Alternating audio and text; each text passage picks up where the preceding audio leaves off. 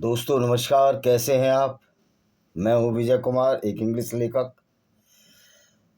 आप गंभीरता से सुने तो आपको एक ऐसी बातें बताएंगे, हम ऐसा किस्सा बताएंगे कि ये जो भारत का सिनेमा जगत है, ये वाकई भांड हैं। इनसे कोई प्रेरणा लेने की ज़रूरत नहीं है। ये बहुत ही सतही स्तर के नीच प्रवृत्ति के लोग हैं। इनको ना देश से प्यार है, न देश की संस्कृति से प्यार है। इनसे पैसा ही प्यार है इनका, और इनसे इन्फ्लुएंस होने की कोई ज़रूरत नहीं है, क्योंकि ये नीच प्रवृत्ति के लोग हैं। इनमें ना कोई मॉरल वैल्यूज़ हैं, ना इनको ABCD किसी भी कल्चर की आती है, ना रिलीजन की आती है। तो दोस्तों, भारत के खिलाफ जो खान बंधुओं ने, ये सलमान खान भी, हालांकि नितिन गडकरी इनकी तारीफ करते हैं कि बहुत अच्छा परिवार है, गणेश चतुर्थी मनाता है। अरे भाई, ये बहुत अच्छा परिवार में मानता हूँ, पर मोहम्मद के कैरेक्टर के बारे में जो इनके पिताजी सलीम खान क्या बोलते थे कि मोहम्मद का कैरेक्टर था लोगों को माफ़ कर देना, यानी सरेआम झूठ, फ्रॉड लिखा इसने, बोला कपिल शर्मा के शो में। अरे मोहम्मद से बड़ा क्रूर और अत्याचारी तो कोई व्यक्ति आज तक नहीं हुआ। वो मोहम्मद था जो एक कवित्री अस्मा बिन्त मरवान की बेटी अस्मा को भी कत्ल करा देता है, जिसने मोहम्मद के खिलाफ कविताएं लिखी थी कि मोहम्मद मक्का से मदीना आया। यहाँ इसने आवारा और लोफर लोगों का गिरोह बनाया और सबको कत्ल करने लगा। और इस्लाम की मूर्खता का पैमाना देखिए, इस्लाम के मुसलमानों की मूर्खता का पैमाना देखिए। न उस्मान का खतना हुआ, न अबू बकर का हुआ था, न तीसरे खलीफा उमर का खतना हुआ था, और ये कहते हैं कि इस्लाम में खतना अनिवार्य है। ये सब इन्होंने यहूदियों से चोरी किया। तो दोस्तों, आज का जो टॉपिक है वो ये है। मैं एक दो किताब दिखा देता हूँ आपकी, जिसमें इस्लाम की गुंडागर्दी का खुलासा है। इसको पढ़ लीजिए, जौहर। ये जौहर हमने क्यों लिखी?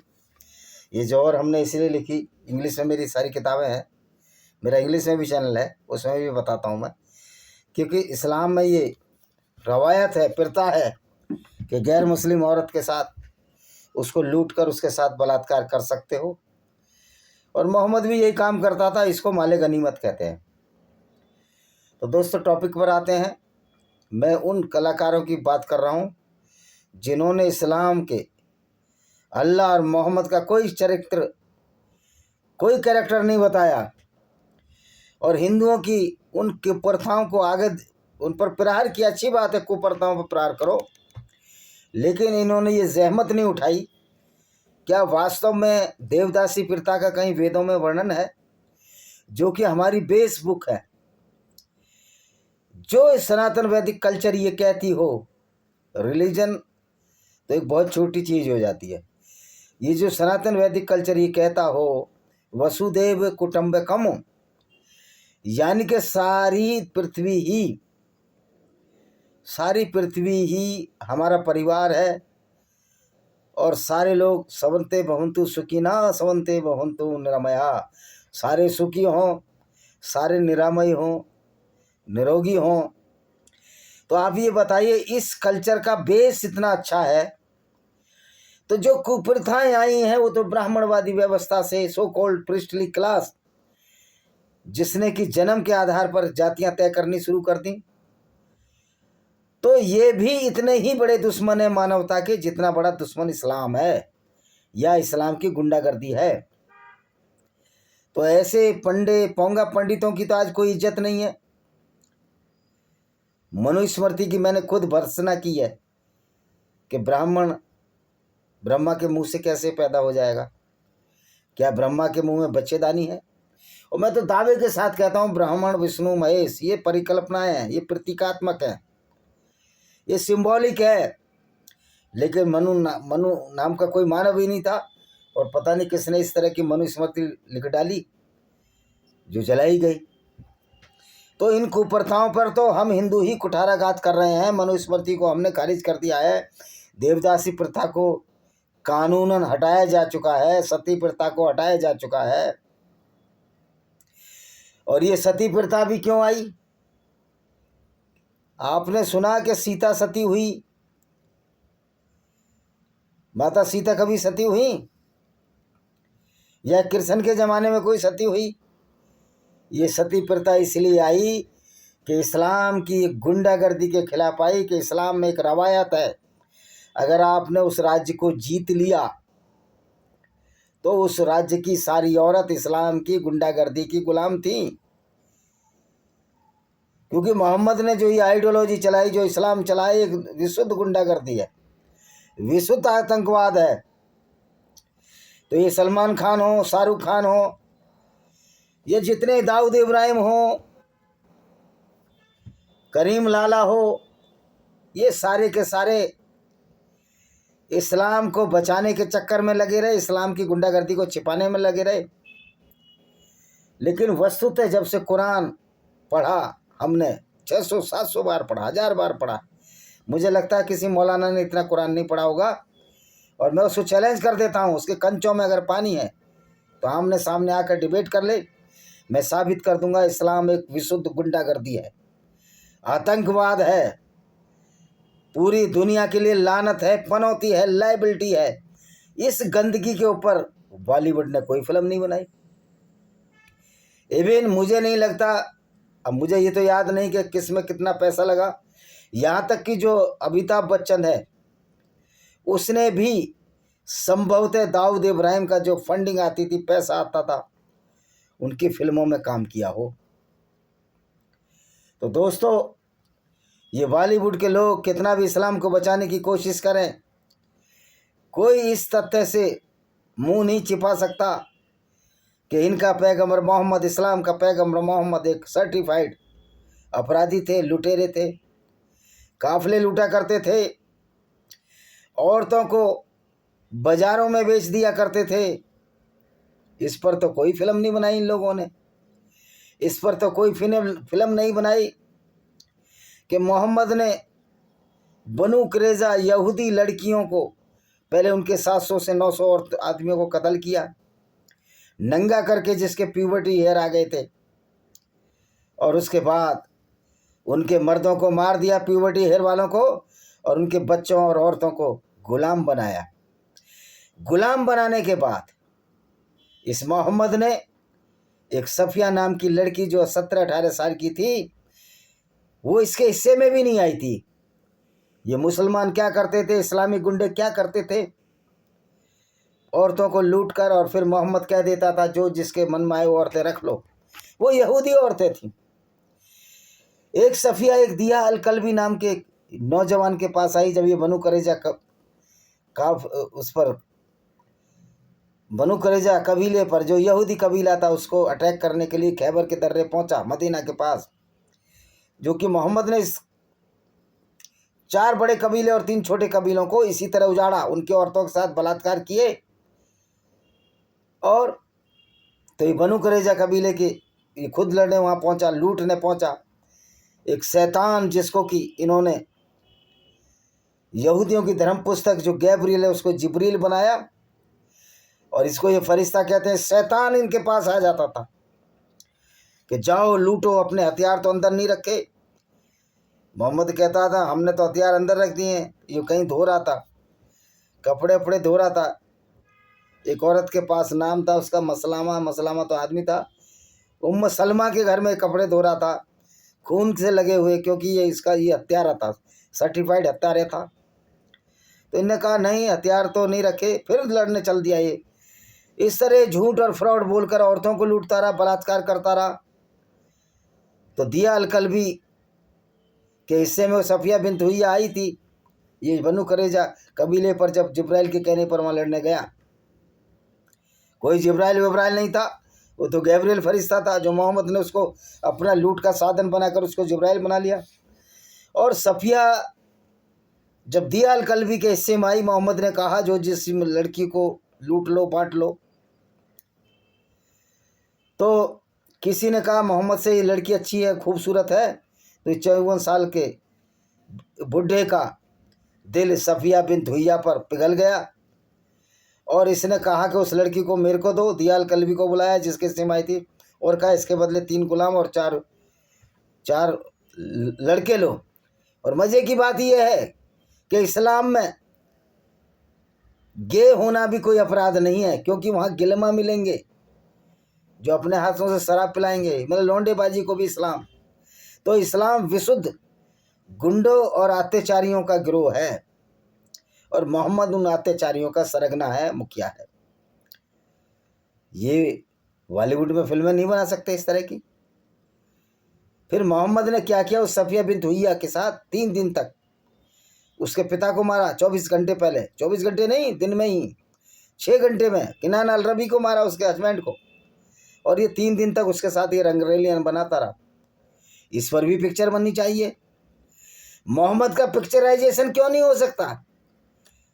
कोई कहीं कुरान में नहीं लिखा, इसलिए नहीं हो सकता कि मोहम्मद का कैरेक्टर को अगर बॉलीवुड फिल्म आएगा तो मोहम्मद की औकात और इस्लाम की औकात सामने आ जाएगी, और सलीम खान जो सलमान खान का पिता, उसकी औकात सामने आ जाएगी कि कितना झूठ बोलकर ये इस्लाम को बचाने की कोशिश करते हैं।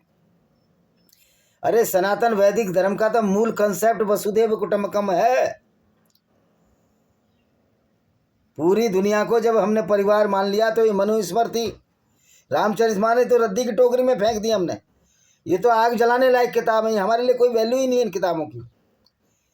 मनुस्मृति की एक चीज के यत्र पूजते नारी तत्र सब वसते देवता, तो वो भी हमारे लिए खारिज है, क्योंकि मनुस्मृति में जब दूसरों को नीचा दिखाने की बात कही गई है, विशेष अधिकार जो ब्रह्मा के मुख में जो बच्चे दानी उससे जो ब्राह्मण पैदा हुए, कहीं ऐसा होता है?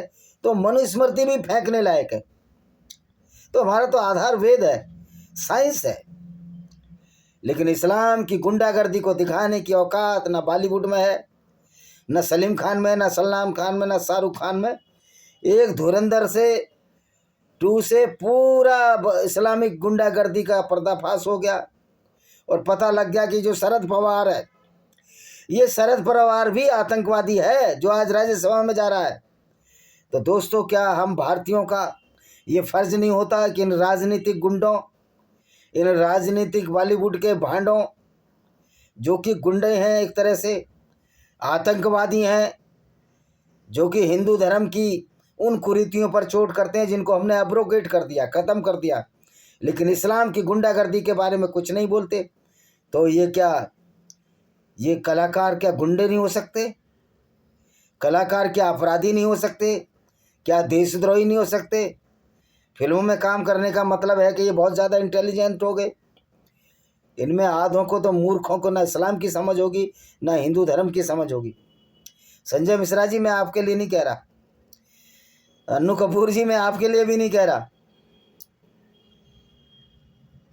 आदित्य धर जी मैं आपके भी लिए नहीं कह रहा, मैं तो इन कपूर खानदान के चूतियों के लिए कह रहा हूँ। ये जो कपूर खानदान है, जो बहुत बड़ा फिल्म इंडस्ट्री का बड़ा पैरोकार बनता है, नायक बनता है, कि तुम्हारे दिलीप कुमार से अच्छे संबंध थे। दिलीप कुमार भी देश विरोधी था, उसने सितारा इम्तियाज़ लिया पाकिस्तान से। तो दिलीप कुमार भी वो इस्लाम का पालन करता था जो एक गुंडागर्दी है, और जो इस्लाम का पालन करता है, बॉलीवुड ने बड़ी लाख कोशिश कर ली कि इस्लाम की गुंडागर्दी सामने ना आए। भला वो सोशल मीडिया का, यूट्यूब का, बॉलीवुड, कुरान और इस्लाम की गुंडागर्दी का ऐसा सिराजा बिखार दिया गया है कि सलमान खान का बाप सलीम खान झूठा साबित हो गया। आमने सामने बहस करे, वो बहुत बड़ा इंटेलिजेंट व्यक्ति नहीं है। फिल्मी कथाएं लिखने में और इन किताबों को लिखने में बड़ा फ़र्क है। हमने एक्सपोज किया है इस्लाम की गुंडागर्दी को इस किताब में भी, विनेमस फैंक्स ऑफ कोबरा, आप इसको देख सकते हैं। तो दोस्तों, ये जो बॉलीवुड है, बहुत सारे राजनीतिक नेता ये इस्लामिक आतंकवादी का समर्थन करते हैं और देशद्रोही गद्दार हैं, जिसमें शरद पवार, तीनों खान का तो टोनी एसाई से संबंध है, शाहरुख खान का जो एक बहुत बड़ा आतंकवादी है, कश्मीरी है और यहाँ फंडिंग करता है। तो दोस्तों, इस काम को ख़त्म कैसे करें? इनकी गुंडागर्दी बॉलीवुड में इस्लामिक गुंडागर्दी को ख़त्म करने के लिए हमने काफिर इंटरनेशनल आर्मी बनाई है। काफिर इंटरनेशनल आर्मी वो है जिसमें कि बाई बर्थ गैर मुस्लिम इसका सदस्य बन सकता है, और जहाँ भी इस्लामिक गुंडागर्दी को बढ़ाने की फिल्मों में बात हो, कहीं भी बात हो, उसका विरोध कर सकता है और ऐसे लोगों को एलिमिनेट भी कर सकता है जो देश के खिलाफ काम करें, हमारी देश की सोसाइटी संस्कृति के खिलाफ काम करें और गैर मुस्लिमों की कल्चर के खिलाफ काम करें। कोई कोताही नहीं बरतनी हमें। हमारी दुनिया में इतनी आबादी है और हम इस्लामिक गुंडागर्दी से डर जाएं? एक्चुअल में इस्लाम के बारे में लोगों को समझ ही नहीं है कि इस्लाम से बड़ी कोई गुंडागर्दी इस दुनिया में नहीं है। इस्लाम की टक्कर की अगर कोई गुंडागर्दी है तो वो कम्युनिस्ट है, साम्यवाद है। लेकिन साम्यवाद में एक बात अच्छी है कि जहाँ जहाँ इस्लाम की गुंडागर्दी है वहाँ इस्लामिक गुंडागर्दी को किस तरह कुचलते हैं। इसका सही उदाहरण है चाइना, जहाँ उइगर मुसलमानों की और उसके अल्लाह की ऐसी की तैसी कर दी है, लीद निकाल दी है। लेकिन मज़े की बात है भारत में यही इस्लामिक गुंडागर्दी के साथ ये कम्युनिस्ट पार्टी वाले साथ दे रहे हैं। दोस्तों, जो कल्चर श्रेष्ठ होती है वो कभी ख़त्म नहीं होती। वसुदेव कुटुंबकम की परिकल्पना हर आदमी को माननी पड़ेगी कि पूरी दुनिया हमारे परिवार लड़ाई अपने आप बंद हो जाएंगी। लेकिन इस्लाम नहीं मानता ना इस चीज़ को, इसलिए काफिर इंटरनेशनल आर्मी बनाई गई है। आज ज़रूरत है कि हिंदू, यहूदी और दूसरे गैर मुस्लिम लोग इकट्ठे हों और ऐसे जो हिंदुओं के भेष में छिपे राजनीतिक गद्दार हों, बॉलीवुड में बांड हो, इनका पर्दाफाश करें और इनकी खिलाफत करें, इनकी फिल्में भी ना देखने जाएं। और जहाँ ये बदतमीजी करें, ये वो ज़माना नहीं है कि एक मेरे गाल पर मारो दूसरा गाल कर दूंगा। जहाँ एक गाल पर मारे तो इनके 5 गाल पर मारो। इन बॉलीवुड या भांडियों की कोई औकात नहीं है। ये सिर्फ पैसे के भूखे हैं, ये लालची लोग हैं, गिरे हुए लोग हैं। ये इनके कोई मॉरल वैल्यूज नहीं है। इवन अमिताभ बच्चन का भी कोई मॉरल वैल्यूज नहीं है। ये ईगोइस्टिक लोग हैं, ये गिरे हुए नीच प्राणी हैं। सबके लिए नहीं कर रहा, बहुत सारे बहुत अच्छे रोल मॉडल भी हमारे बॉलीवुड में हैं। लेकिन कपूर खानदान ने जो अपनी नाक कटवाई है, करीना कपूर ने और इन लोगों ने, ये नीच प्रवृत्ति के लोग हैं। मैं हो सकता है सैफ अली खान मुस्लिम ना हो तो डिक्लेयर करे मैं मुस्लिम नहीं हूँ। अगर वो मुस्लिम है, इस्लाम में विश्वास करता है, वो भी पक्का आतंकवादी और गंदा व्यक्ति है। हर मुसलमान जो इस्लाम में विश्वास करता है और उसकी सुन्नत पर चलने की कोशिश करता है वो आतंकवादी है और गंदा व्यक्ति है। क्योंकि वो ऐसे, उसका आइकॉन ऐसा, उसका हीरो ऐसा है मोहम्मद, जो खुद लुटेरा था, औरतों को बाजारों बेचने वाला था, काम वासना के लिए नई नई आयतें उतारने वाला था। मैंने वीडियो में भी था, जब उसको औरतों की तंगी होती थी एक नई आयत आ जाती थी। तो दोस्तों, हमें इन बॉलीवुड भांडों का मुंह काला करके ऐसे लोगों को गधे पर घुमाना चाहिए और ये काम होगा, जरूर होगा। न पुलिस न प्रशासन इनको बचा पाएगा, क्योंकि बीजेपी को भी तो वोट चाहिए और बीजेपी खुद हिंदू विरोधी पार्टी है।